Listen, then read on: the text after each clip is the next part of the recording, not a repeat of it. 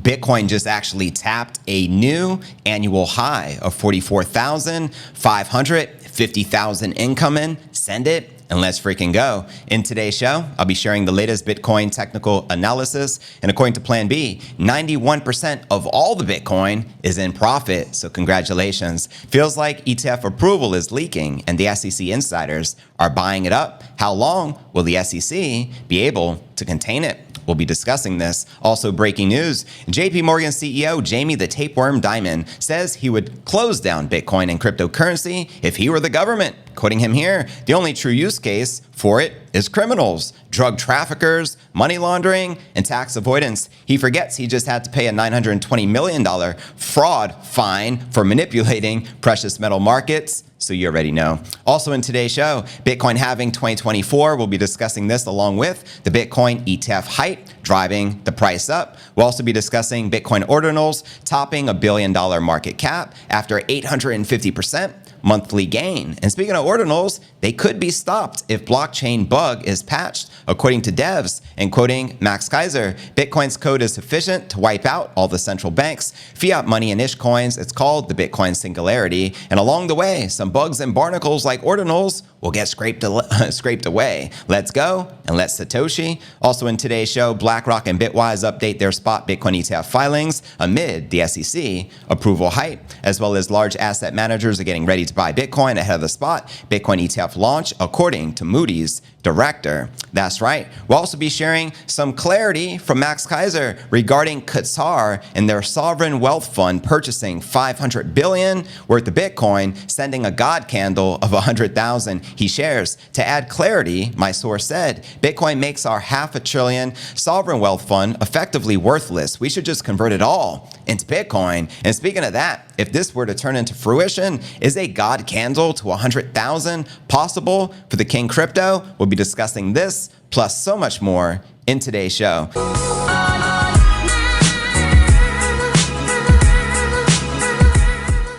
If you're new to the channel, make sure to smash that subscribe button as it helps out tremendously with that YouTube algorithm. And the goal is to get to 100,000 subs. You also got to be sure to smash the like. Shout out to the True King for your subscription. It means the world to me. We know Christmas is around the corner, so let's get this baby lit like the Christmas tree that you see on your screen. Today is pod episode number 1483. I'm your host, JV, and today is December 6th. 2023. Let's kick it off with our market watch as we do each and every day. Here we go. We got Bitcoin in the green and pumping like it ain't no thing. Above 44,000 at the time of the live, up 0.6% on the day. We've had a hell of a week. In fact, we've had a hell of a fourth quarter here in 2023. We've had a hell of a year. Bitcoin is now up probably over 160%. So let's get it. And checking out Ether, we can see it's correcting, but still above 2,200. Cardano is breaking out. XRP is in the green and Solana and in the green. I like to zoom out to get a perspective of where we're truly at. For the week, Bitcoin's up 16%, Ether up 10.5%. We also have BNB, XRP, Cardano, every major crypto in the green on the weekly. And more perspective, let's zoom out on the monthly. Wow, 25% on the month. Not too shabby for the king. We have Ether up 19%, Solana up 55%, Cardano up 30%, and Doge up almost 39%. Two of the cryptos in the top that are not in the green for the month would be BNB, probably due to the lawsuit and the 4.3 billion fine. And XRP is also down 5% on the month. And checking out coinmarketcap.com, we now have a new annual high for the market cap at 1.6 trillion. Let's go. The all-time high was back in November of 2021, and that was roughly 3 trillion. So we're more than half the way there. Let's get it. The 24-hour volume back on the rise at roughly 82 billion. Bitcoin dominance on the rise, you already know, 53.8%. Ether dominance on the decline. Wah, wah. And checking out the SOT 100 crypto gainers for the past 24 hours, we got BitTorrent up 95%. What in the world is going on there? Holy moly. We have Helium up 43% and Beeman up 22%. So massive gains across the entire crypto sector. Which altcoins, if any, are you most bullish on for the bull run? Holla at your boy, fam. And checking out Crypto Bubbles to get a visual perspective on the day. You can see the top gainers are BTT and HNT, followed by WeMix and beaming. And checking out the Crypto Greed and Fear Index, we're still in the 70s at a 72 greed. Yesterday a 75, last week a 72, and last month a 74 in greed. So there you frickin' have it. How many of you are pretty pumped for the price action this month for Christmas? And where do you feel the price action is likely to take us for the peak of this year? Do you think we'll top 50 G's, baby? Do you think we'll potentially hit 60? Do you think a God candle is possible this year before the next? What if they were to announce, yo, Qatar, we converting a $500 billion into Bitcoin, let's get it. You know the hype surrounding that would be lit, right? But without further ado, we have so much to cover. So let's kick it off with our Bitcoin technical analysis. Check out the charts where the price action is likely to go next. Let's get it. Here we go. Should be able to see this here on your screen. This headline reads, Bitcoin's up 170% since the European Central Bank called it the last gasp at 16.4. Take that, haters. Yes, screw the European Central Bank.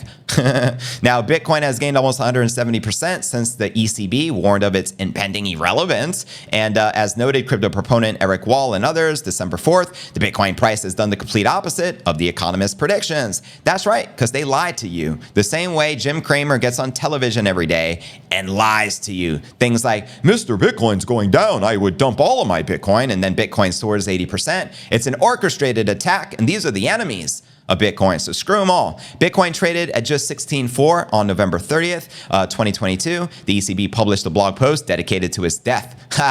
Who got the last laugh? Now, coming just after the implosion of the FTX exchange and subsequent market flight, the post argued that even those levels were a stopping point on the way to new lows. The value of Bitcoin peaked, we know, on November 10th at 69 G's, baby, and that was back in 2021, before falling to 17,000 mid-June of 2022. And since then, the value has fluctuated around 20,000. It's stated. For Bitcoin proponents, the seeming stabilization signals a breather on the way to new heights. More likely, however, it is an artificially induced last gasp before the road to irrelevance. And this was already foreseeable before FTX went bust and sent the Bitcoin price well below 16 G's. You see this FUD, fam? It's wild. This last gasp initially continued to play out after ironically gaining on the day of publication. Bitcoin then saw one revisit of 16.4 mid-December, and after that a swift comeback saw it add 70% in Q1 of this year alone, thanks to those bank runs, right? Now, a year after the ECB's premature obituary, Bitcoin's at its highest since April of 2022,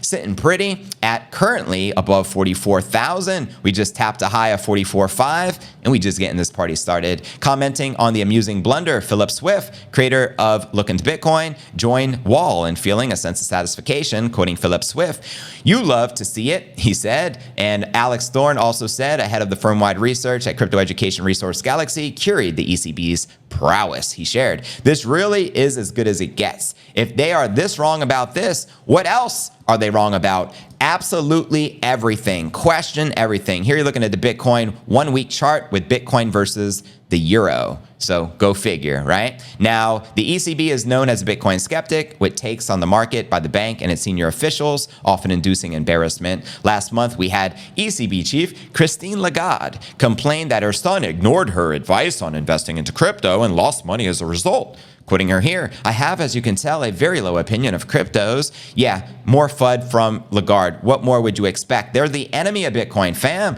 And in other breaking news, 91% of all the Bitcoin hodlers are in profit because 91% of the Bitcoin itself is in profit, as Plan B points out here. So massive congratulations to each and every one of you holding Bitcoin. Well done. It paid to be a part of the HODL gang, didn't it? Feels like ETF approval is leaking and the SEC insiders are buying. How long will the SEC be able to contain it? Not much longer, clearly. Now, Stock to Flow predicts a target for the King Crypto post-2024 halving between $100,000 and $1 million per coin. So send it and let's get it. Now, this just in, Jamie Dimon, this is all over X right now. There's no way not to see it. JP Morgan CEO, I refer to as Jamie the Tapeworm Dimon, says he would close down Bitcoin and crypto if he was the government. He shares, "The only true use case for it is criminals, drug traffickers, money laundering, and tax avoidance." Now, we all know he had to pay a $920 million fine, his firm, JP Morgan Chase, because they get caught money laundering and doing illegal-ish all the time. The only difference, they have friends in high-up places. There's no difference between Bankman-Fried and Jamie Dimon. The difference just friends up in higher places. I'm telling you. Zero, I appreciate the super, my fam. He says, thanks again for your dedication and hard work. I don't catch the lives as much as I'd like, but when I do, it makes my day. JV for Prez 2024. Let's go. Thank you, Zero. Means the world to me. Much love, much respect. So what's your thoughts surrounding Jamie Dimon's FUD? Later, we're going to do a react session and play the actual clip over on Rumble, but I want to know your thoughts. And so let's tap into our next story of the day, shall we? Let's now discuss the 2024 halving, which is only 4 months away. This is an event we have been waiting our entire lives for. It feels like, you know what I mean? How many of you can relate? But anyways, it's around the corner. So let's discuss how the market's about to react to this bullishness we're about to embark. The potential approval of the spot ETF funds and the looming Bitcoin mining reward halving and major regulatory enforcement actions have a profound psychological effect on market prices. This is the key takeaway from the Next Block Expo conference in Berlin, as Bitcoin now topped over 44,000 for the first time in over a year. We have the Animoca brand CEO by the name of Robbie Young. We have the Gummy Cryptos Capital Managing Partner, Miko, and Binance Regional Manager, Jonas Junger, and Polkastarter's Business Development Lead, Zhao Latit, weighted in on the whether crypto bear market was coming to an end in a conversation. I mean, clearly it has come to an end. The end was the 15,700 bottom, was it not? Now, considering the influence of the 4-year cycles between Bitcoin mining reward halvings, they liken the rhythm to that of a medieval battering ram. Quoting them here, every 4 years we swing the ram and we smash. 4 years is long enough that the people inside the castle think we have gone away, according to the venture capitalists. Now, they also say that the halving involves an inherent Schelling focal point mechanism, which is a game theory concept and social phenomenon where people or organizations can coordinate without communication. Facts. It is important to think about it as a psychological training phenomenon because each time it works, it inclines people to go with it the next time it happens. That's right. He also suggested the Bitcoin stock-to-flow model clearly shows the actual cut in the Bitcoin supply is getting smaller with each and every halving, which means the actual mathematical economic effect is smaller. Now, they echo these sentiments by highlighting the deflationary mechanism of the Bitcoin protocol and that there is never talk of having the fiat money supply. They do the complete opposite. They just print trillions like it ain't no thing. Quoting them here, it's just such a foreign concept to everything with fiat money that every time it occurs, it's just such a celebration of we are doing something completely different here. Now, they also provided another interesting perspective, noting that while there were just 2 projects that directly work in the Bitcoin ecosystem out of some 500 investments, the preeminent blockchain remains very impactful in what it does. The Animoca CEO says the effect is similar to any business where interest rates, employment figures, and other big macroeconomic signals have an impact, even if they are not directly impacting you. Quoting him here. So for us, I think Bitcoin is our central bank. I like that. Bitcoin is our central bank. Hey, Bitcoin is our Swiss bank account. That's right. Remember that private seed and take your Bitcoin with you to the afterlife. And if you're coming back in reincarnation, you already know, fam. Let me know your thoughts on that.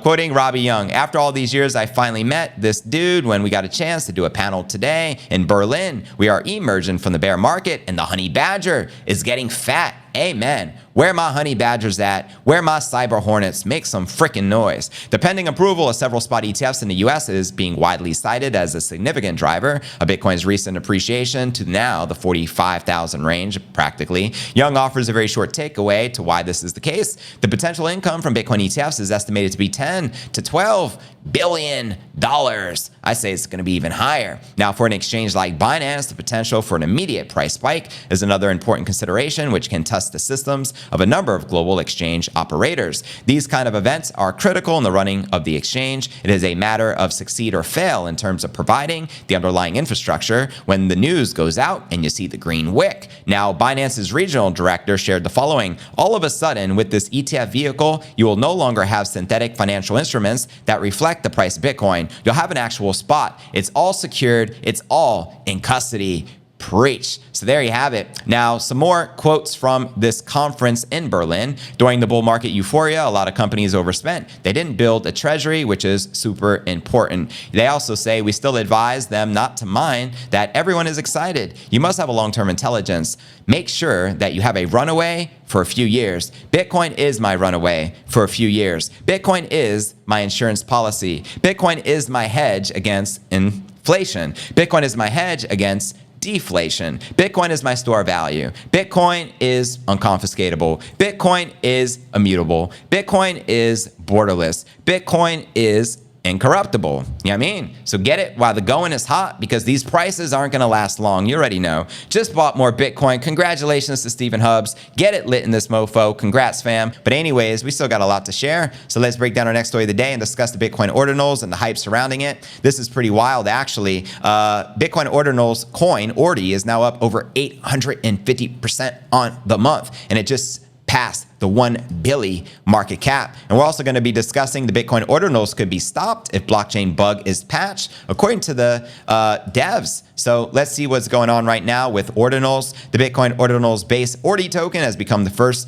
BRC20 token to top $1 billion market cap after staging a triple-digit monthly and weekly percentage gain. Ordi notched new all-time highs of over $65 December 5th, surging more than 850% from around $6.80 November 5th. And according to CoinGecko, Ordi is up 216% over the past week. The sudden Ordi price uptick saw it become the first BRC20 token to reach $1 billion market cap December 5th, and at the time it has a valuation of $1.3 billion. Jesus. Ordi has dropped slightly from the high and is trading under 61 bucks, but still over 2,000% increase from its September 11th all-time low of $2.86. This was first launched by Keiser Armor. The protocol allowed for inscribing content onto the Bitcoin blockchain, including NFTs, entirely new tokens using the BRC20 token standard. Now, how many of you have used BRC20 Ordinals or have Bitcoin-related NFTs? Do let me know. Ordinals inscribed assets rapidly gained in popularity with the wider blockchain community, and after the brief decline in inscription activity in October,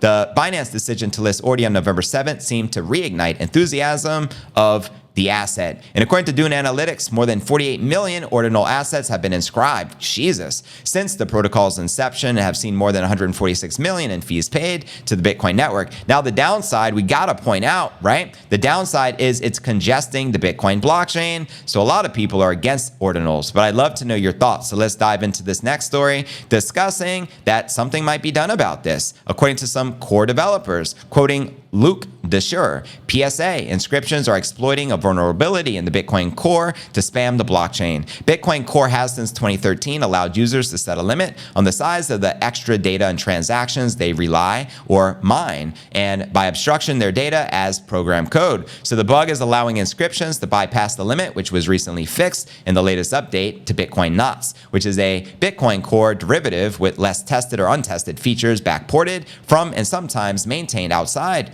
the core code. Now, another user shared the following: Bitcoin Core is still vulnerable in the upcoming V26 release, and on December 6th, decentralized mining protocol Ocean, where Desire is chief technology officer, said on X that the Bitcoin Knots upgrade fixes this long-standing vulnerability exploited by modern spammers. So there you have it. People are spamming the Ordinals network, congesting the blockchain and driving up the fees. I think the Bitcoin blockchain fees are up like over 700% year to date, which is pretty outrageous. He also says nobody ever allowed ordinals. It's been an attack on Bitcoin from the start. Now, do you agree with the sentiment? Do you think ordinals was an attack on the Bitcoin and blockchain? Or do you feel this was just something necessary in the evolution step to bring NFTs to Bitcoin? Let me know your thoughts. Now, the Ordinals protocol we know was launched in 2023, just this year. So it's kind of crazy for the market cap to surpass 1.3 billion in such a short period of time. Yeah, I mean, now here's Max's sentiment. Bitcoin's code is sufficient to wipe out all the central banks, the fiat money, and the ish coins, which is the Bitcoin singularity. And along the way, some of the bugs and barnacles like ordinals will get scraped away. Let's go and let's Satoshi. So there you have it. We still got a lot to cover. Welcome, Rev. What it do, Majin? Appreciate you guys supporting the channel. Let's now discuss what's happening with the spot ETFs as the race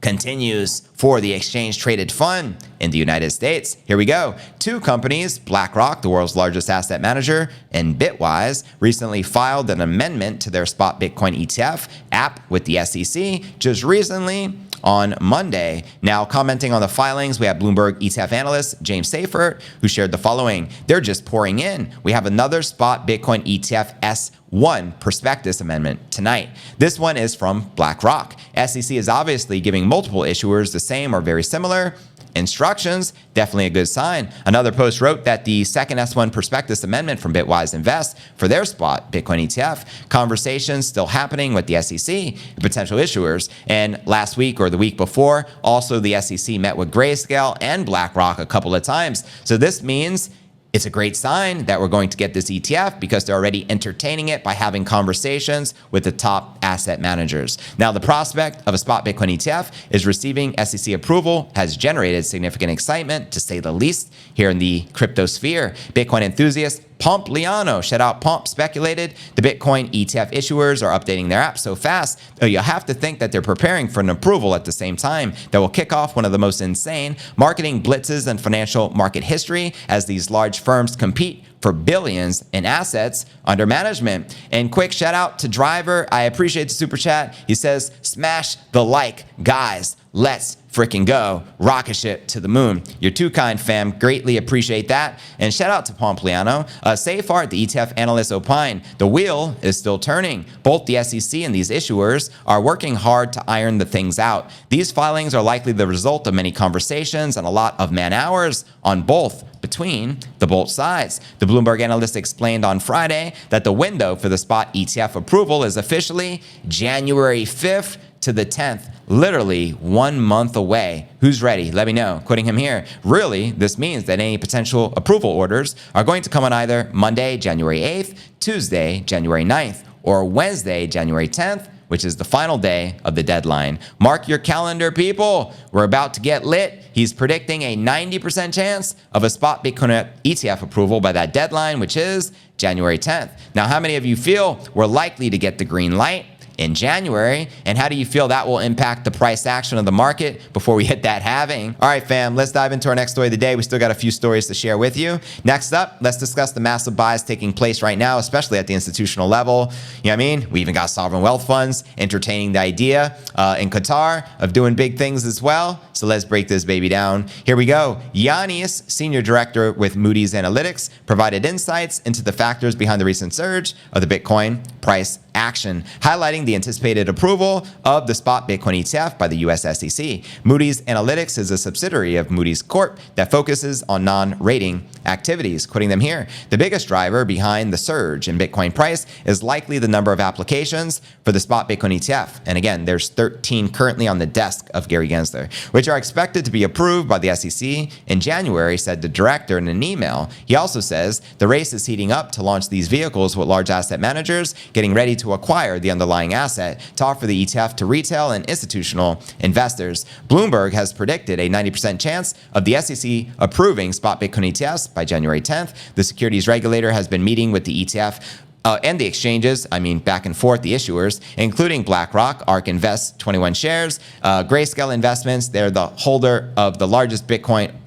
Basically, they have the largest amount of Bitcoin on their balance sheet, 620,000 with their GBTC product, to discuss their apps. And they're looking to convert that trust into a spot ETF. We also have Skybridge Capital founder Anthony Scaramucci anticipating massive capital inflow from Wall Street and into Bitcoin when the spot ETFs officially launch. Former NYSE president Tom Farley similarly expects money to flood into the crypto industry with the approval of the spot ETF. Now, Rick Elderman said last week that the financial advisors are waiting for the SEC to approve spot Bitcoin ETFs so that they can offer these investments to their clients. JP Morgan, on the other hand, has warned that the spot ETFs can put severe downward pressure on the Bitcoin price. Now, we all know enemy of Bitcoin, Jamie Dimon, JP Morgan. So anything they say, we inverse it, just like we inverse Kramer. So if they're going to say this is going to bring severe downwards pressure on the price, the opposite's going to happen. We're about to go parabolic. Hallelujah. JP Morgan sucks. Jamie Dimon sucks. He's a snake in the grass. He's Jamie the tapeworm for a reason. Anything he says, don't believe it. We inverse it. Same as Kramer, and you'll be set. You know what I mean? Do the opposite of what these mofos say, and you'll be all right. Without further ado, let's now dive into our breaking story of the day. The country of Qatar, a very wealthy country. They're sitting on a $500 billion sovereign wealth fund. And according to Max Keiser, the high priest of Bitcoin, they may be converting their sovereign wealth fund of $500 billion into Bitcoin. And according to Max, this would give us a $100,000 God candle, sending the Bitcoin price action parabolic to new all-time highs. Here is the latest because he gave us some additional insights and context so you can better understand it. Thank you, Baller Bill. I appreciate you becoming a member of the channel. Welcome to the MicroStrategy. Much love. Baller Bill in the building. Let's go. So here's the latest from Max Keiser. He tweeted this at 11:32 a.m. this morning. Update. To add clarity, my source said, Bitcoin makes our $1/2 trillion sovereign wealth fund effectively worthless. We should just convert it all into Bitcoin. So there you have it. You asked for the clarity. You got it. Now, if you missed the breaking news the other day I've been sharing on the show, here's what Max tweeted. The God candle is a $100,000 uptick in Bitcoin, and it's in play. It will shift the global axis of wealth and power in a single tick. Let's freaking go. He also says, I have one word for you, 100,000 Bitcoin God candle fans, Qatar. The rumors are getting very loud on this. Their sovereign wealth fund rumored and looking to buy $500 billion of BTC. Now, how do you think that would likely impact the Bitcoin price? Holy moly. And you can see this isn't all just rumors. This is real. Max is working closely with El Salvador and President Bukele. In fact, Max is the genius behind the moves of what they're doing. So Max clearly knows. He has some inside information, and that's what he's trying to tell us. So here's the president of Qatar and the president of El Salvador, Nayib Bukele. That's when they visited, and we're going to get to Caitlin Long's post discussing some of this as well. So let's read all the tweets I could find regarding it. Here's the Caitlin Long post. I caught up with a big Bitcoiner and investor in Bitcoin infrastructure, and he said he doesn't think this rally is all about the spot ETF. He thinks it's about this too, referring to Qatar. I missed this at the time, but looking at it in the morning, it seems there wasn't much coverage at the time. That's right, it went under the radar. The news was back on September 12th. Check it out. This tweet dated September 12th, just in. The Emir of Qatar has landed in El Salvador. What do you think they're going to be talking about? Nation state adoption? Perhaps. 100%. And now that may be coming into fruition now that some time has gone by. Even Stacey Herbert on the 12th wrote back in September, all of Bitcoin Twitter is trying to manifest this into happening. I mean, so you probably never saw this post, right? So again, it went under the radar. Nobody was really talking about it. But now Max is letting us know they have $500 billion on deck currently in their sovereign wealth fund, and all they're looking to do is convert it into Bitcoin because, as Max said in the tweet, let's go back to it. Check it out. I'm going to read it to you one more time. Update. To add clarity, here's what my source said. Bitcoin makes our $500 billion sovereign wealth fund effectively worthless. We should just convert it all into Bitcoin. So there you have it, my crypto fam. Let's read some more tweets. Keiser recently tweeted, Bitcoin price was lagging behind the rise of the hash rate while competitor CZ and Binance was being targeted and then taken down at the behest of large Wall Street players. The price rise is now catching up to the implied hash adjusted price of $375,000 per Bitcoin. Send it. So there you have it. He's saying the true price is $375,000 with the current hash rate, which is the difficulty. He also recently shared, someone wrote, why do some Bitcoiners act like spoiled brats about the gold price with Mad Max being the worst offended? I am up 50% on my junior gold mining stock in 6 months. Wow, 50% in 6 months. Max responds like a boss. I'm up 20 million % since 2011 with my Bitcoin. That means for every dollar Max put into Bitcoin back in 2011, he's up 20 million %, which means 20 million for every dollar. Good Lord, how many billions is the high priest really sitting on worth of Bitcoin? Let me know your thoughts, fam. Now, he also shared it took God 6 days to create heaven and earth. His son, Jesus, was here for 33 years. Bitcoin is approximately 90% done, but it's good enough now to wipe out all the fiat money, the central banks, the ish coins, and legacy nation states. Enjoy the ride. That's right. It's going to be one hell of a ride. He also, I guess I shared that tweet a little earlier. Samson Mao has some good tweets about Bitcoin hitting $1 million. I'm going to read this, but first I want to actually tap into this. Is a God candle to $100,000 possible for Bitcoin? Well, let's discuss this, shall we? here we go. The crypto market seems to be on the verge of finishing the highly successful 2023 with a final sprint here in the fourth quarter. The global crypto market cap recently surpassed 1.65 trillion, which is a new annual high. Bitcoin has been moving amongst the top performers, touching now 44,500, which is probably the highest level we have seen in roughly 20 months. Now, one example is Keiser, the American filmmaker, outspoken proponent of the Bitcoin, you know what I mean? According to him, Bitcoin might experience a so-called God candle that can take its valuation as high as 100,000 per coin. And moreover, Keiser thinks Bitcoin could catch up to the implied hash-adjusted price of 375,000 per coin, which I just shared with you in a tweet. Now, what are your thoughts surrounding this God candle actually turning into fruition? And I want to share with you the latest from Samson Mow next. He says, Balaji, who is the former CTO of Coinbase, remember earlier in the year there was a lot of hype surrounding the regional banking crisis, and Balaji said Bitcoin's going to $1 million per coin within 90 days, and he did a big wager. I think it was $1 million. Correct me if I'm wrong. Now, clearly he wasn't correct. So here's what Samson Mow had to share in response. Balaji wasn't wrong about Bitcoin going to $1 million per coin, but he was wrong on the timing and the catalyst. My 1 million call is based on a massive rapid influx of institutional capital, while Bitcoin available for sale is at historic lows, compounded by the halving. His 1 mil prediction was predicated on money printing and banks failing. Those two things could potentially be a driver for a rapid run to $1 million, but not likely. The money printing already happened and then dried up. It will take a few more years for the market to adjust accordingly. As for the banks failing, normies will just look for a safer bank. They aren't at the stage where they realize that no bank is really safe and that Bitcoin is the only option. 1 million Bitcoin in play. Let me know if you agree or disagree with Samson Mow. Pomp also shared some very insightful insights, but let me see if there's any tweets I'm missing regarding our breaking story. I want to make sure I cover it all. Here we go. Samson Mow. Let's clear up some Bitcoin terminology. A God candle has long been established to be a $10,000 up on the daily, aka the big green candle, the guy you see right here. Now, 100,000 green candle, not as yet named. I propose the Omega candle. A 1 million green candle, also not yet named. Any ideas? So what are your thoughts? What do you think we should call the 100,000 candle, considering the God candle already has a name of 10,000 according to Samson Mow? And what should we give the name of a $1 million green candle for the King Crypto? Please do let me know. I'm going to read some of the responses out loud in a bit, but let's first read some of the responses from the tweet. Someone said Megalodon, generational wealth candle, Adam 3S candle, I guess that's Adam Back's username, Metatron candle, or Metatron candle, the highest archangel of God. There's some good ones. I like Super Saiyan candle from my Dragon Ball Z fans out there. But what are your thoughts? Please do let me know.